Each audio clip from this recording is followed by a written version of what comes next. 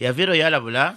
bakozi baine omuli banansi bano basikali n'abensonga denda okuidwalira awo balekera okuiba indaga yatambula buli waja ku nimbe ku mikolo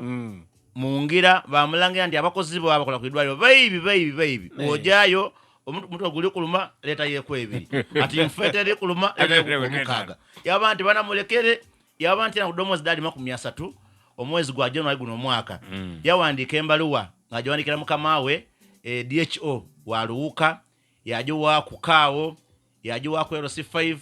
yajuwa ku RDC yajuwa ku DPC yajuwa ku ni n'abakungu abandi nti abakozi bange benkola nabo buli wenvaawo okunti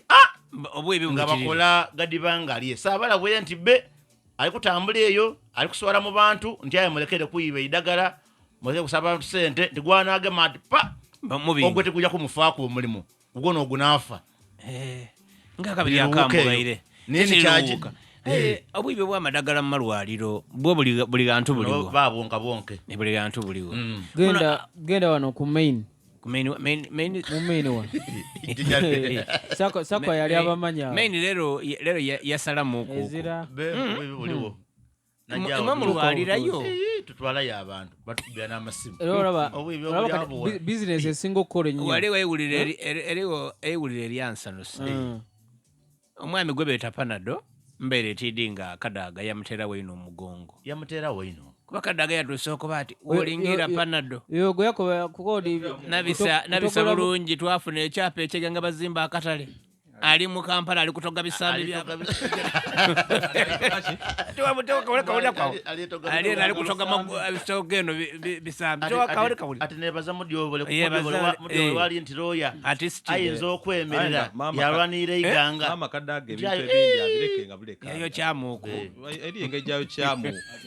anti baana bamufendinga Panado bamulonda yaja mu parliament Kadaga kyasooka okwogera ku nti yalwana okubona nga iganga efuna municipality Panado yafuuka ki MP yasooka oyiganga municipality well and good yakikola ayo bino ebintu ebindi bino nze tibikirikiza mwino nga politician ebintu ebindi obireka Brati olingira ku mama waife engere gyali senior nga bw'okyogeire yali tayira mu bigambo bino bindi eberege yali yesirikira aide nakuyoza yoza bana Uganda bana Busoga nakukubiriza abantu kwiragala nti naye yali kabiri yali ajja kujja ino wangulu okobenti eri abalyamu katuki abawudi bo obunyama tukiri amwe eno atenze abana abantu abali abalonzi mutegere ebintu bino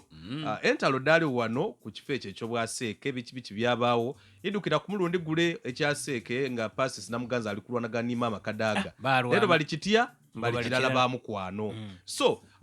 era bwidda kukya nga mama Kadaga ni Right Honorable Anita Amongo nga bali walala aye ifwe n'abategeera bakulembeze mu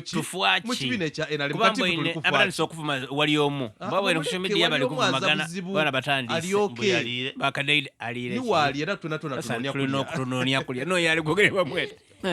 wae waliwo amawulire mu Jinja South West mu kiseera kino munakibiina ky'NUP ayitibwa Dr. Timothy Lusarabatu avuddeyo n'agamba nti yagudde mu request olwa bannakibiina ky'NRM mu constituency eno okwagala okuba nga tebatyo baddukira mu kooti bajongulule obuwanguzi bwe. Batu agamba nti amaze okuwandikira akakiiko ak'ebyokulonda, amaze okuwandikira RPC, amaze okuwandikira aba DPC bonna abakwatibwako ensonga okulaba nga babeerawo okuuma obulungi obubokisi obw'obululu. Bajja kwera mu kubala anti kati yagamba kuba gale babale bali kwenda kwera mu babale